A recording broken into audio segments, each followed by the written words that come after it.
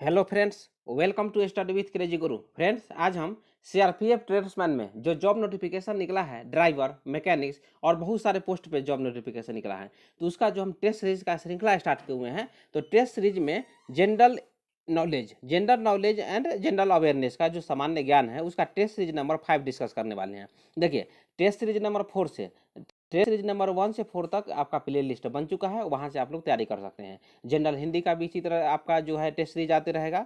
उसके बाद रीजनिंग का भी आएगा और एप्टीट्यूड और मैथमेटिक्स का भी आएगा। तो आपको टेंशन लेने की जरूरत नहीं है। स्टैटिक जीके भी आपको ला देंगे। उसके बाद जो करंट अफेयर पूछे जाएंगे, करंट अफेयर भी ला देंगे। तो क्या करना है, आप लोग study with crazy Guru channel पर नए हैं तो चैनल को सब्सक्राइब कर दीजिएगा। और जो भी स्टूडेंट यदि जो सीआरपीएफ ट्रेड्समैन का फॉर्म डाले हैं, आपका जो फ्रेंड होंगे, उनको क्लास शेयर कीजिए, बताइए study with crazy Guru channel पे जो है लेक्चर स्टार्ट हो चुका है। ठीक है, तो देखते हैं।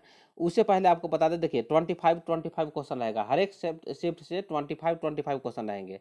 तो 25 क्वेश्चन आपका जीके जीएस से रहेगा। 25 क्वेश्चन आपका जैसे में रीजनिंग से रहेगा और 25 मैथमेटिक्स से रहेगा। और 25 क्वेश्चन आपका जनरल हिंदी या जनरल इंग्लिश रहेगा।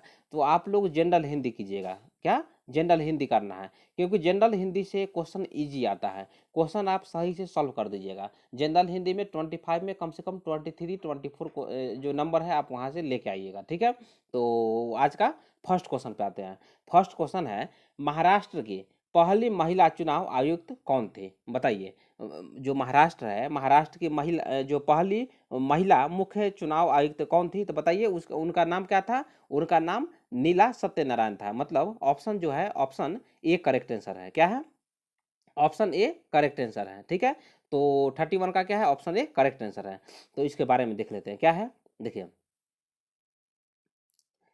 2009 ईस्वी में, कब? 2009 में महाराष्ट्र के राज्य चुनाव आयुक्त के रूप में नियुक्त किए गए थे। उनका नाम क्या था? नीला सत्यनारायण नाम था। ठीक है, उसके बाद देखिए, भारत के पहले मुख्य चुनाव आयुक्त सुकुमार सेन बने थे। देखिए, भारत के पहले मुख्य चुनाव आयुक्त, भारत के पहले मुख्य चुनाव आयुक्त कौन थे?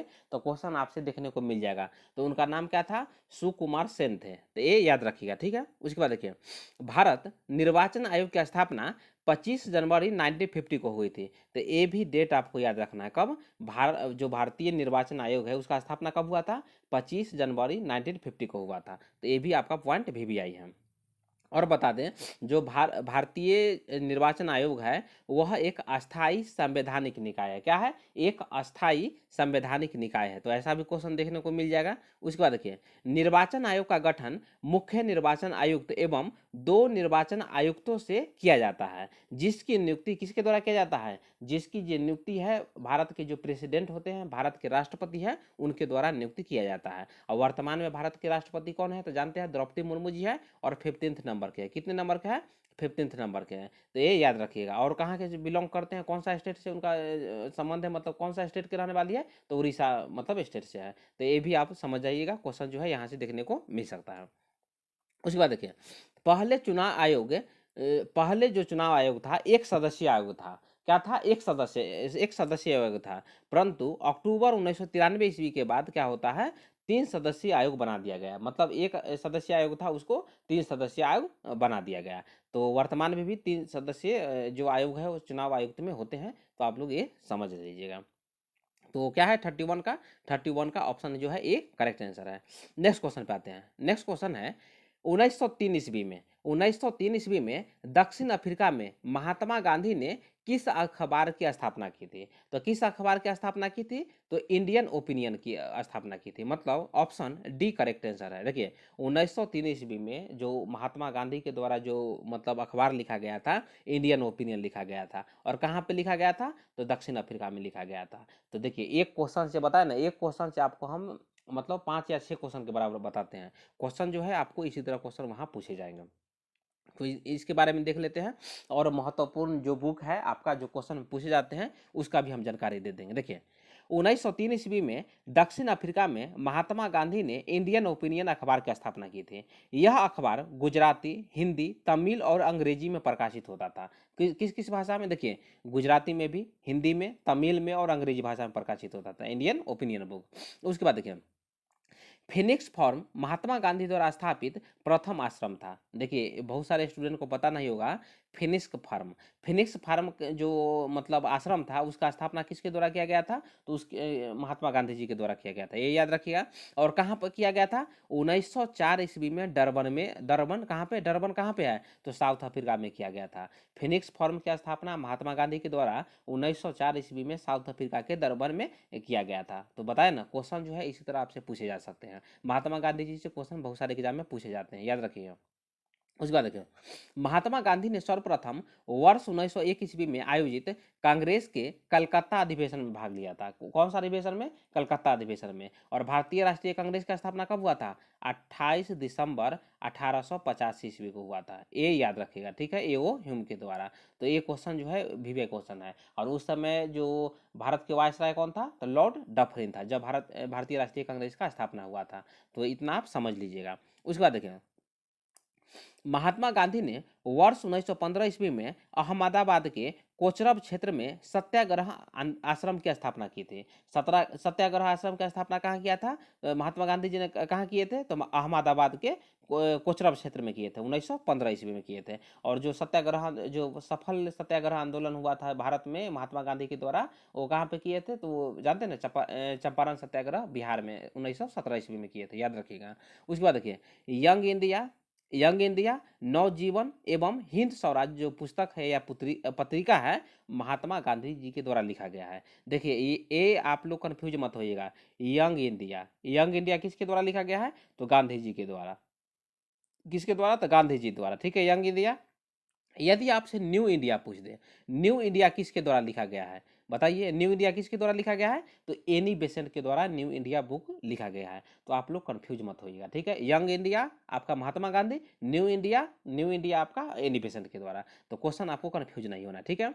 उसके बाद जितना भी महत्वपूर्ण जो बुक एंड ऑथर का नाम है आप लोग देख लीजिए। क्वेश्चन जो है यहाँ से देखने को मिलता है। क्वेश्चन है अभिज्ञान शकुंतलम। अभिज्ञान शकुंतलम जो है महाकवि कालिदास के द्वारा लिखा गया है, तो ये याद रखिएगा। उसके बाद देखिए क्या है, as you like it, as you like it किसके द्वारा लिखा गया है, तो विलियम शेक्सपियर के द्वारा। उसके बाद देखिए गीतांजलि, गीतांजलि किसके द्वारा लिखा गया है, रविंद्रनाथ टैगोर जी द्वारा लिखा गया है। आनंद मठ, आनंद मठ जो लिखा गया है किसके द्वारा, बंकिम चंद्र चटर्जी के द्वारा लिखा गया है। उसके बाद देखिए कम्युनिस्ट मैनिफेस्टो, कम्युनिस्ट मैनिफेस्टो जो है कार्ल मार्क्स के द्वारा लिखा गया है। मीन काम्फ जो है एडोल्फ हिटलर के द्वारा लिखा गया है। Gandhi and Stalin, Gandhi and Stalin जो है लुई फिशर के द्वारा लिखा गया है। ये भी वीवीआई है, जितना भी बता रहे हैं ना सब वीवीआई है। उसके बाद देखिए discovery of India, discovery of India जो है जवाहरलाल नेहरू के द्वारा लिखा गया है। उसके बाद देखिए माई एक्सपेरिमेंट विद ट्रूथ किसके द्वारा लिखा गया है, तो महात्मा गांधी जी के द्वारा लिखा गया है। प्रिंस मैकियावेली के द्वारा लिखा गया है। वेल्थ ऑफ नेशन, ये याद रखिएगा, वेल्थ ऑफ नेशन जो है एडम स्मिथ के द्वारा लिखा गया है। रिपब्लिक प्लूटो के द्वारा लिखा गया है। अमृत और विष अमृत लाल नागर के द्वारा लिखा गया है। Unto the last John Ruskin के द्वारा लिखा गया है। उसके बाद देखिए आधे अधूरे मोहन राकेश के द्वारा लिखा गया है। और ए भी आई है इंडिया डिवाइडेड, इंडिया डिवाइडेड जो है राजेंद्र प्रसाद जी के द्वारा लिखा गया है। तो जितना भी क्वेश्चन था आपके लिए महत्वपूर्ण हम सब बता दिए हैं। नेक्स्ट क्वेश्चन देखते हैं। नेक्स्ट क्वेश्चन है आरबीआई मतलब रिजर्व बैंक ऑफ इंडिया के केंद्रीय निदेशक मंडल को कितने वर्ष की अवधि के लिए नियुक्त या नामित किया जाता है, तो कितने वर्ष के लिए बताइए, तो 4 वर्ष के लिए। ऑप्शन सी करेक्ट आंसर है। जितना भी महत्वपूर्ण जानकारी है हम आपको बताते हैं, पहले भी हम बता चुके हैं भारतीय रिजर्व बैंक के बारे में, और भी हम आपको बता देते हैं। देखिए भारतीय रिजर्व बैंक मतलब आरबीआई जो है के केंद्रीय निदेशक मंडल को 4 वर्ष की अवधि के लिए नियुक्त किया जाता है। भारतीय रिजर्व बैंक की स्थापना भारतीय रिजर्व बैंक अधिनियम 1934 के प्रावधानों के अनुसार 1 अप्रैल 1935 को कहाँ पे किया गया था, तो कलकत्ता में किया गया था, याद रखिएगा। और उस समय कहाँ पे हेडक्वार्टर था, उस समय जो आरबीआई का हेडक्वार्टर था कलकत्ता में था। लेकिन 1937 ईस्वी के बाद क्या होता है, जो हेडक्वार्टर है मुंबई में मतलब अस्थायी रूप से स्थानांतरित कर दिया गया। और वर्तमान में हेडक्वार्टर कहाँ पे है, तो मुंबई में है। आरबीआई का हेडक्वार्टर कहाँ पे है, तो मुंबई में है, याद रखिएगा। उसके बाद देखिए 1 जनवरी 1949 में आरबीआई के राष्ट्रीयकरण के बाद से इस पर भारत सरकार का पूर्ण स्वामित्व हो गया है। आपसे क्वेश्चन पूछ देगा आरबीआई का राष्ट्रीयकरण कब हुआ था, तो 1 जनवरी 1949 को हुआ था। और जो इसका जो पूर्ण नियंत्रण है किसके हाथ में आ गया, तो भारत सरकार के मतलब गवर्नमेंट ऑफ इंडिया के हाथ में आ गया, ये याद रखिएगा। उसके बाद देखिए वार्षिक रिपोर्ट रिजर्व बैंक की संवैधानिक रिपोर्ट है और हर वर्ष अगस्त में जारी किया जाता है। कब जारी किया जाता है, तो अगस्त में जारी किया जाता है। उसके बाद देखिए हिल्टन यंग आयोग, मतलब हिल्टन यंग जो कमेटी था, पहला आयोग था, पहला कमेटी था जिसने केंद्रीय बैंक के रूप में रिजर्व बैंक ऑफ इंडिया की संस्तुति की थी। और उन्हीं के जो संस्तुति पर भारतीय रिजर्व बैंक जो अधिनियम 1934 के अनुसार 1 अप्रैल 1935 को भारतीय राष्ट्रीय मतलब रिजर्व बैंक ऑफ इंडिया की स्थापना की गई थी। तो इतना आप समझ लीजिएगा, जितना क्वेश्चन आपको पता है सब महत्वपूर्ण क्वेश्चन है। 33 का क्या है, ऑप्शन सी करेक्ट आंसर है। और वर्तमान में गवर्नर कौन है, तो शक्तिकांत दास जी आरबीआई के गवर्नर है। और कितने नंबर के गवर्नर है, आप लोग कमेंट में लिख दीजिएगा।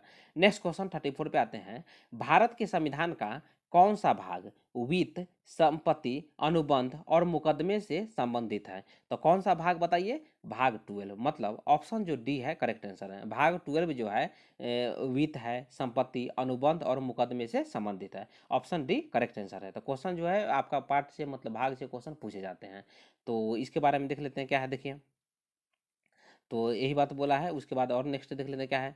संविधान के जो आर्टिकल है, आर्टिकल 294 से 300 तक, मतलब 294 से 300 आर्टिकल तक वित्त, संपत्ति, अनुबंध और मुकदमे आदि वर्णित है। और जो ये आर्टिकल है ना भाग 12 में है। कौन सा 12 में है, भाग 12 में है। भाग 12 में ये आर्टिकल वर्णित है, याद रखिएगा।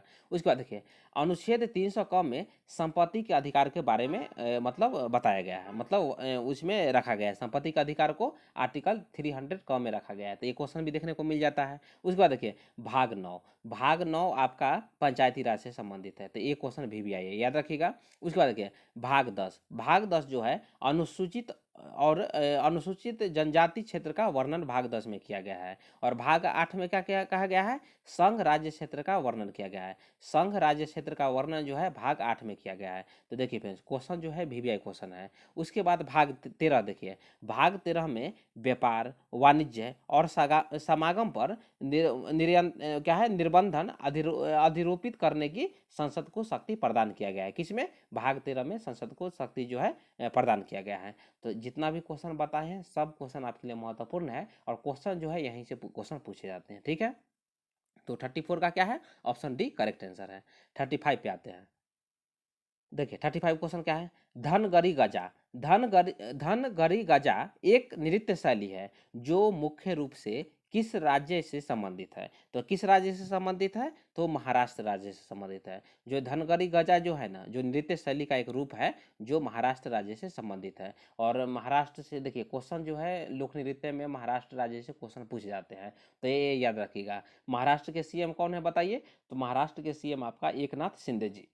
और गवर्नर कौन है, तो रमेश बैस है। तो ये आप लोग समझ आइएगा, क्वेश्चन जो है यहाँ से भी क्वेश्चन पूछे जाते हैं।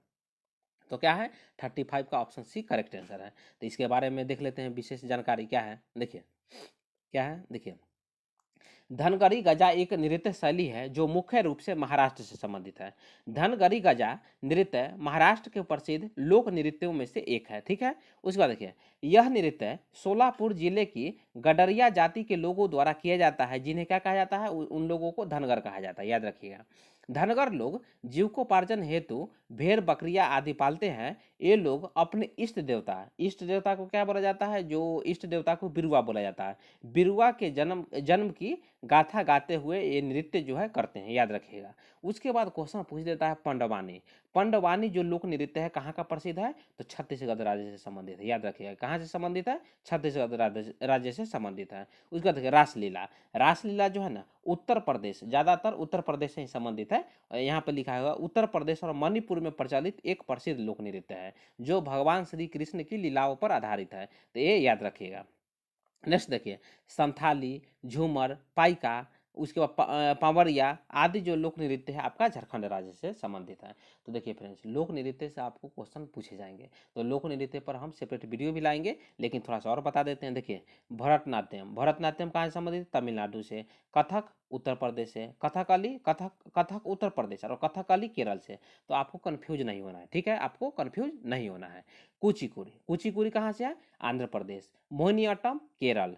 सतरिया, देखिए सतरिया जो लोक नृत्य है क्वेश्चन पूछे जाते हैं तो याद रखिएगा असम से है। ओडिसी, ओडिसी कहाँ से? ओडिशा से है। मणिपुरी लोक नृत्य मणिपुर राज्य से संबंधित है। तो क्वेश्चन जो है पूछे जाते हैं। उसके बाद देखिए आंध्र प्रदेश से, आंध्र प्रदेश से मधुरी है, कुंभी है, मर्दाला है, घंटा मर्दाला है, वतकम्मा लोक नृत्य आंध्र प्रदेश से क्वेश्चन पूछे जाते हैं। छड़ी सिद्धि कहाँ से? आंध्र प्रदेश से है। उसके बाद देखिए आपका बिहार से याद रखिएगा, बिहार से आपका क्या है?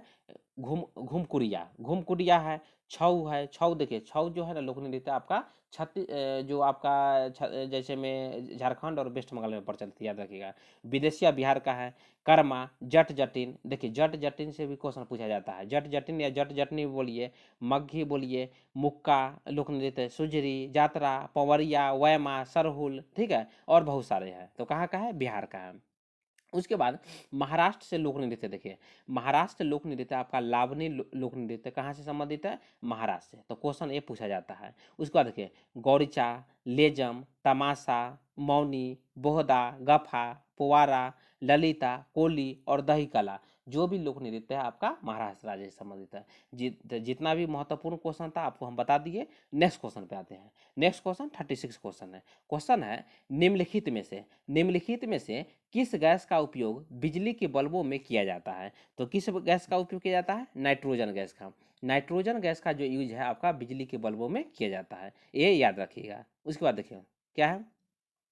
प्रकृति में नाइट्रोजन के यौगिक के निर्माण एवं विनाश का एक चक्र चलता रहता है जिसे हम नाइट्रोजन चक्र कहते हैं। तो नाइट्रोजन चक्र तो आप नाइट्रोजन चक्र, कार्बन चक्र, ठीक है, नाइट्रोजन साइकिल, कार्बन साइकिल, ये सब आप बचपन से ही पढ़ते आ रहे हैं, ठीक है, तो इसके बारे में जानते होंगे।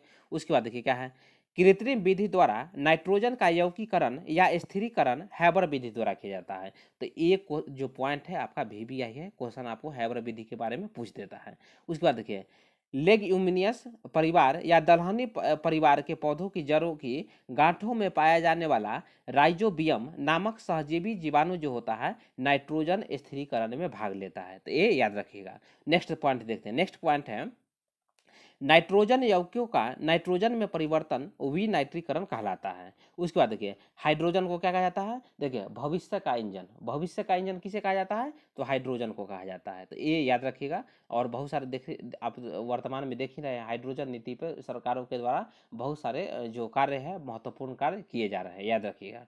तो हाइड्रोजन को क्या कहा जाता है? भविष्य का इंजन कहा जाता है। तो ये क्वेश्चन आपसे पूछे जा सकते हैं। नेक्स्ट देखिए ठोस कार्बन डाइऑक्साइड को शुष्क बर्फ भी कहते हैं। तो ये आप लोग जानते हैं और क्वेश्चन जो है यहाँ से पूछे जाते हैं।